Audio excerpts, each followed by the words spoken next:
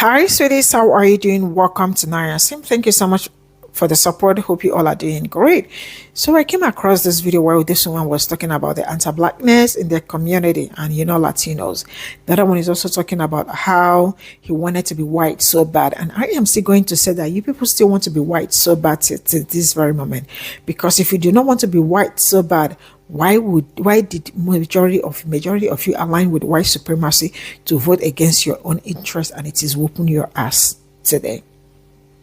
She actually mentioned that they fought so hard for civil rights, and I am saying, for the fact that I don't know everything when it comes to Black history, which I am learning.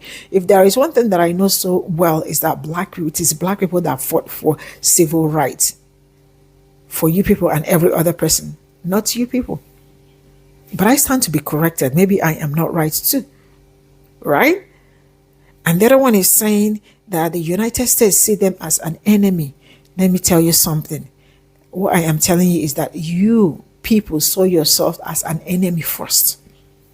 Because when you are dealing with your enemy, you are super vigilant. But I do not see people being very, very vigilant. Right? You all are not vigilant. You all align with the enemy to whoop your own ass. If I see if I see you watching me as an enemy, how do you deal with me? You watch me from far away. Or even when you have to come in contact with me, you come gauged. But you all are loose. Let's get into this. Sorry to break it to you, but you were taught whitewashed history from white authors, and I'm going to explain how this plays a key role into our imposter syndrome and why we have a lot of Latinos voting for Trump.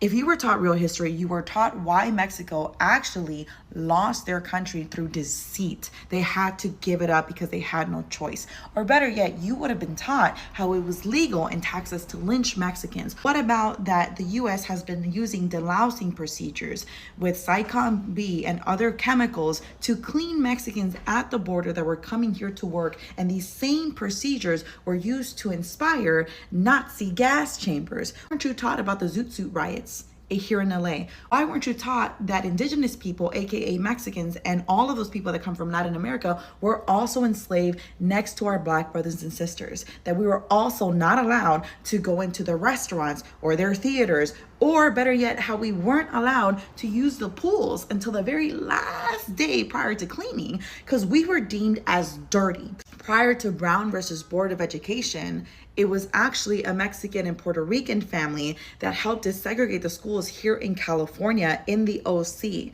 And that case is known as Mendez versus Westminster. And the young lady that went into that school first, the desegregated school, is actually still alive today. You can look it up.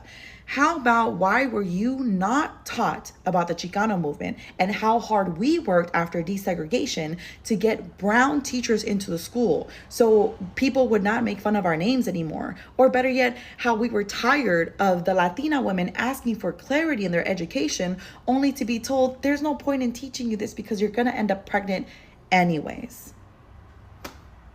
Why is it that in Black and brown communities, we are taught that voting doesn't fucking matter and everything is rigged? If it did not matter, why are they burning ballots? Why is there voter intimidation? I lived in the South outside of this progressive bubble that is LA. And let me tell you, their racism is right in your face. They tell you that you don't deserve to be here. They tell you how stupid you are.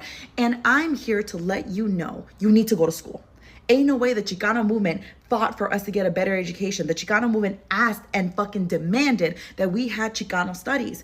You don't know this. They don't want to teach you that we fought for this shit. They don't want to teach you that we fought for the right to vote, or better yet, that we fought for our fucking juries to look like us, because the reason we were getting killed through the death penalty or in prison is because white peers were judging us. You weren't taught this shit in order to divide us. Because if you somehow think that you're better than Black people or you're better than anybody else, you are gonna then vote white. You are not white. You are not. We have suffered the same fate as our Black brothers and sisters, but it is not publicized because the US wants to continue the fucking narrative that just because you're Black, you're born criminal, and they are not. I'm gonna fucking check every Hispanic or Latino's fucking prejudice and racism. I'm tired of this anti-blackness. I'm fucking tired of it. It doesn't only just happen to the African American community. Anti-blackness exists on an Afro-Mexican level and Afro-Latino level, and I need us to fucking wake the fuck up. Start questioning everything. Question everything and think critically. Everything that you fucking know, ask yourself, who taught me that? Who taught me to be Christian? Who taught me to hate these people? Who taught me to not believe in myself? Why don't I feel like I belong? Who taught me that I was Mexican, El Salvadorian, Guatemalan? What does that mean? What's underneath nationality? Who am I really? Because if you dig even deeper, you're gonna fucking know that we all came from Africa. You're also going to know that we are indigenous and that the term Latino and Hispanic was coined by white people.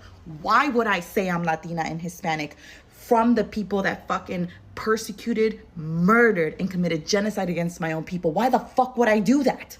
I need you to start learning and start reading and start decolonizing your mind. Right now is the time. The earth is demanding it. The people are demanding it. And if you keep siding with these white people, just fucking wait, because you're next. So about a week ago, you may have come across a video where I am saying you will never be white. And I am speaking directly to Latinos and Latinos that voted for him. And the reason why I feel so strongly and why I'm coming back to talk about it even more is because I, as a child, thought that I needed to be white. I wanted to identify as a white person because I thought that's what it was to be an American. I thought, well, white people are treated better in specific circumstances, in specific environments. And so as a child, I was like, well, then that's what I should aspire to be. Now, I say this because this is deeply engraved in many of us, in small and big ways, in statements that are made about wanting to or encouraging people to marry a lighter skinned person or a white person so that your children don't come out darker skinned. Or equating the Americano or the Americana to a white person. I grew up thinking to be American was to be white, when in reality, America is a beautiful, diverse nation full of beautiful people, including us Latinos.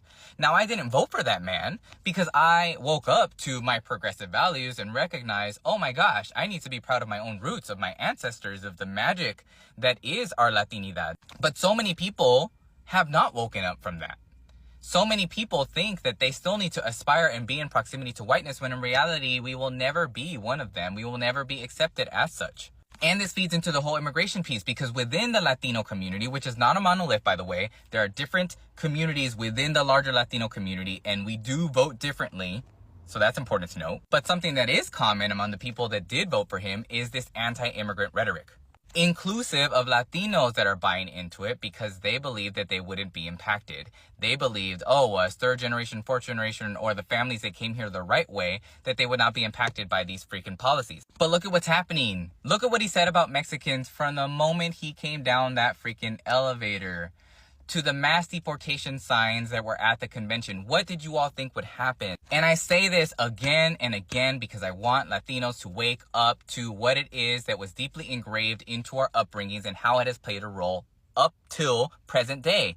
And y'all can't tell me that this does not contribute to people, Latinos and Latino men, deciding to not vote for a Black and Asian woman. And I know some people don't want to hear this, but we have to have this conversation because it is prevalent in our freaking communities. And yes, I know it's not all, okay? I'm not generalizing, but this is important. And these are common themes that do actually exist. And now we're seeing people that are being deported that are not criminals, and status is being removed from the people that did it the right way. And that's why I keep talking about it, because we have to dismantle these forms of oppression. We have to talk about the racism, including the internalized racism that exists in our own communities. So if you want more of this type of content, follow for more.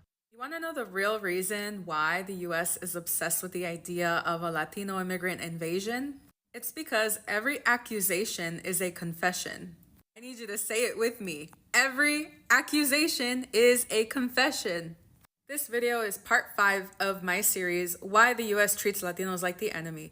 And the topic that we're dealing with today is one of the myths of the Latino threat narrative, which is the invasion, or that Latinos are invaders. As I've been doing with the other myths, let's look at where the myth comes from, why it persists, and what you can do about it. So let's rewind to 1848 when the US took, aka purchased, half of Mexico. Ever since then, the US has had a bad case of paranoia toward the people who live in the US Southwest. It's almost like they know what they did and they're scared that one day it's gonna catch up with their ass. Even in 1848, people didn't just take it. Between the 1850s and the 1890s, people in the annexed territories fought back. Some tried to use the legal system to kick settlers off their land, and spoiler alert, even if they won, they had to pay high fees, sometimes in the form of their property, to those lawyers. So guess what? They lost their property anyway. Now, others fought back with bullets, and we're talking about people like Joaquin Murrieta, Gregorio Cortez. They were so legendary that corridos were written about them and continue to be sung by popular Mexican bands to this day. And even in the 1960s, activist Reyes Lopez Tijerina staged an armed raid in the New Mexico courthouse with the intent of reinstating Mexican and Spanish land grants for people whose property was lost back during the 1840s. So this fear of invasion doesn't come from nowhere. But the way that media and politicians talk about it blow it completely out of proportion. So why does this myth persist? Well, in his book Brown Tide Rising, Otto Santana explains. News headlines spread panic and talk about immigrants from Latin America like if they're locusts swarming towards our country. They use terminology like they're swarming in, they're pouring in, they're flooding. They use words that make people think that we're like insects or diseases or natural disasters. You see the trick, right? If they talk about us like we're not human, then they can get away with mistreating us and creating other types of dehumanizing and cruel behavior towards us. If you're not human, they don't have to treat you like you're human. So what do we do about it? Well, for starters, cut it out with the dehumanizing language. Starting today, stop calling people illegal. Use undocumented or unauthorized. Those are perfectly fine. Literally say anything that doesn't sound like a slur. Use undocumented or Also, unauthorized. start Those are clocking perfectly those dogs fine. with politics. Literally say And anything news that anchors doesn't start sound like a talking slur. about waves And of also immigrants start or clocking those surges in dog the whistle tide at the politics. border. When news anchors Realize start that they're not talking talking about the about weather, waves okay? of They're talking immigrants about or us. surges in the Recognize tide it, at the call it border, out, and put a realize stop that to they're the not talking about repetition the of these weather, types of okay? narratives. They're talking about us. Recognize it, call it out, and put a stop to the repetition of these types of narratives. This is all I got from this video, and you know what?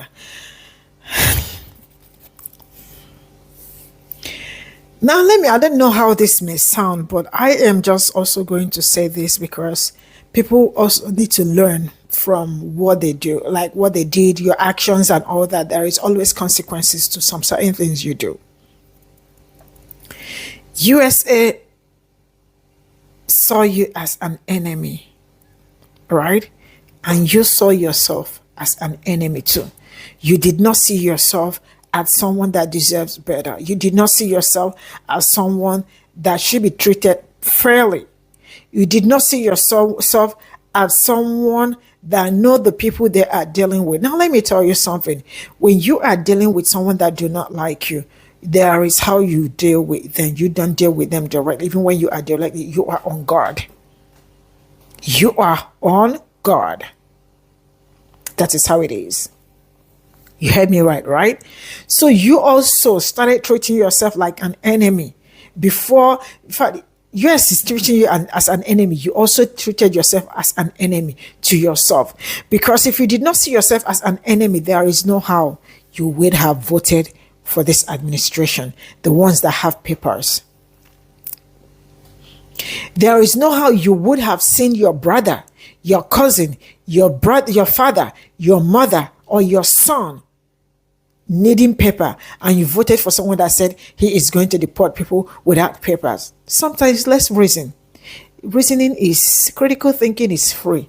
You just have to sit down and navigate through it. You don't have to wait for somebody to say this, that. You have to know by yourself. Everything is not, I don't know how to say it. It's not trick. It's not magic. Some things are the things you figure out by yourself. And when you do not figure it out by yourself, that is where you have problem.